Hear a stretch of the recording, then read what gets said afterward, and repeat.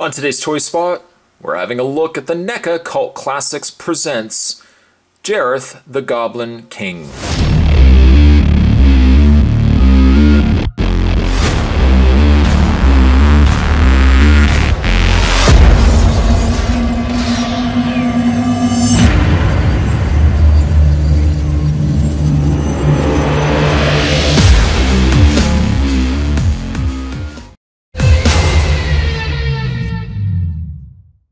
Coming from Spot's favorite movie, one of Spot's favorite movies of all time, Labyrinth, we have David Bowie being depicted as Jareth the Goblin King. Features interchangeable hand and crystal ball. On the side of the package, we have one of the posters from Labyrinth, not one of my favorite posters. I much prefer the poster that has David Bowie at the top, and then we've got all the busyness of the goblins and all the other things. The white poster. This was actually... I'm not sure if this was a European poster or if it was just poster B. Usually there's sometimes poster A, poster B. I don't really like this poster though. But I don't know if I would necessarily say that looks like David Bowie, but we'll obviously get it out of the package and get a better look at it. On the back of the package, that is a good picture of David Bowie. And actually back here is the Labyrinth poster that I have. Much nicer poster if you ask me. The read-up says, Jareth the Goblin King is a charismatic leader with a compelling and handsome face and rules the goblins from his castle beyond the Goblin City. Intrigued with the young heroine Sarah, he grants her wish to have her infant stepbrother Toby taken away. Regretting her decision, Sarah must make her way through the labyrinth to retrieve her baby brother before Jareth turns him into a goblin. Where everything is possible and nothing is what it seems, we have Jareth the Goblin King. Did they actually even make reference to the baby brother being turned into a goblin, or are we just kind of assuming? I thought Jareth just wanted to keep the baby. I don't remember him actually making reference. That's besides the point. Needless to say, what I am going to do is take a bit of a break. Going to get this opened up. When we come back, we're going to get a better look at Jareth, the Goblin King. Don't go anywhere. Stay tuned. Turn back, Sarah! Turn back before it's too late. Let's have a look at Jareth, the Goblin King. This would be more so Jareth from the beginning of the movie. Standing, I suppose, up on the hillside, warning Sarah to not pursue this, to not go through the labyrinth to save her baby brother Toby. She still goes. Foolish Sarah. I suppose as a whole, the figure is done well. It is really done well. Let's first have a look at his face. We'll zoom way, way, way into his face.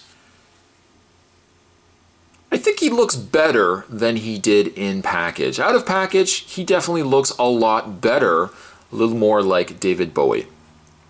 We're not saying necessarily that the likeness is spot on, but we don't really have a lot of Jareth Goblin King figures. We really don't have a lot of David Bowie figures as a whole. That I suppose, if this is the only figure that we're ever going to get, it's not bad. I would only hope that Neca would reacquire the licensing for the Labyrinth, and maybe we would get several other Jareth figures. Now, we did actually get another Jareth figure, which gave him the gray pants, sporting the infamous lower portion of David Bowie. You know what I'm talking about if you've seen the movie. And I think he came with Hogarth, whatever that little goblin guy's name was. But that one is super expensive. Super muy expensivo. Spot's just making up words. I never did pick up that figure. I do obviously have this figure here. Even this one is going for a real expensive price. And it's probably just due to, again, the fact that we don't have a lot of Labyrinth figures. Detail on him is really nice. Some really nice detail on his upper chest piece here. You can see the sculpt was done really, really well. I love this cape. Although this cloak, cape, whatever he's got going on here, you can't really do a lot with it. It's always going to just kind of flop in front of David Bowie. I mean, if I can kind of move it out of the way, you can see there's some really nice details underneath where he has his almost decayed undercape going on there. He's got the high crest collar. Some nice detail on the back here as well. I suppose of the two Bowie figures that we've gotten, Spot kind of prefers the other one, and if I can find him for a good price, I probably will pick him up, but that for me is the more iconic David Bowie. I'm pretty sure the face is the exact same though. Now he has a couple of accessories. For starters, I'll just put him down here for a second. He does have an alternate hand. It's interesting because the hand that he comes with, he has a closed fist, he also has an open hand. It's surprising that you get the alternate hand as a closed fist and not as an open hand. I always think that if you have a hand that has, you know, an open hand or something that you can do with it, I'm more likely to have that on the figure than both closed hands. Why would you want an open hand? Well, for the other thing that he does come with, get a good look at it now because it's likely to get lost. He comes with a crystal. Sarah, I brought you a gift. What is it? And he's like, it's a crystal. No more, no less. Now you can take the crystal and you can put it in his hand. Whoop, whoop, whoop. Whew, whew. Spot almost lost it. You can take the crystal and you can hopefully rotate his hand. It doesn't even look like you can really rotate it. You should be able to take the crystal and put it into his hand, but it doesn't seem like he actually holds it. Unless you have to kind of pry his hand open, but unfortunately with a round ball, it really doesn't even sit in his hand.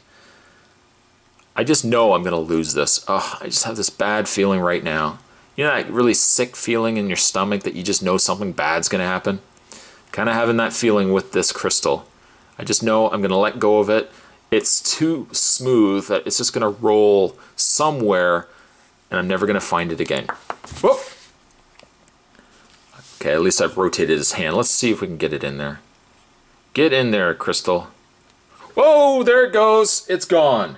It is gone. Just, it's on the floor.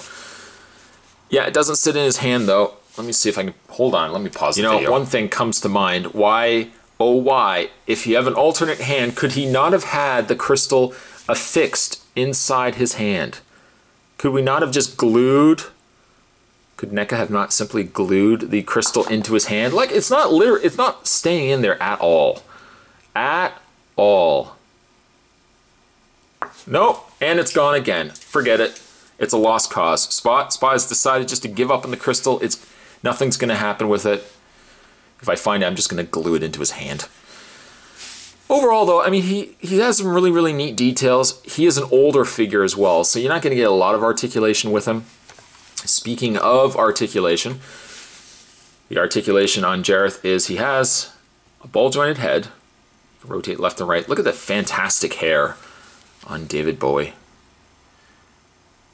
I mean, David Bowie was big in music before Labyrinth, but I think Labyrinth really brought him into the younger generation liking him.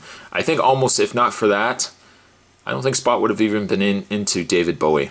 Though I did like him and Bing Crosby singing Peace on Earth. He does have, we're going to refrain from Spot singing. It doesn't look like he has any articulation in the shoulders. In fact, his shoulders are just rubbery. I can't even get them. There is some slight movement, but I don't understand. It feels like his limbs are all rubber. Just rubber limbs. I should have just called him rubber limbs. He has a rotation in his elbow. He has a rotation in the hand. But as you can see, everything on him is just rubbery. Frustrating, especially when Spot over focuses. He does have no waist swivel, nothing. But he does have rotation in his boots, his little tiny feminine boots. Yeah, he's definitely a figure. Oh, there's his waist swivel. There we go. He's definitely a figure that looks good as a display piece, but you really can't do much with him at all. I really think that this is a property that Neca really should go back and revisit. We could get a more articulated Jareth the Goblin King. I would be super stoked. This one is all right. He looks good detail-wise, but I feel like he could have been so much better. To find him again is super expensive on eBay. I think this figure is going from anywhere from about $50 to $100. Is he worth it? Well, if you're a big Labyrinth fan, I would say you probably would want to pick him up. I don't know if I would say he's worth that price point. Very unlikely. But come on, Neca. If we can just get ourselves a new David Bowie, Jareth the Goblin King figure, I would be very happy. If not, well, he looks at least nice on a shelf, even though you really can't do a lot with him. And also, as a side note, let me just reiterate the fact that why could we not have gotten that crystal as part of his hand? If you have an interchangeable hand, having the crystal in his hand would have made perfect sense. As a whole, I'm going to give this figure a 6.5. Could have been a lot better, but again, this is an earlier figure from Neca. Certainly they have done leaps and bounds since the release of something like this. Needless to say, today's Toy Spot, we're having a look at the Neca Cult Classics presents Labyrinth's Jareth the Goblin King. Turn back, Sarah! Turn back! Thanks for watching, as you always do, guys. Certainly stick around. There are more Toy Spots, other spots heading your way. Maybe not necessarily Labyrinth inspired, but definitely more heading your way. Thanks for watching, guys. See you next time.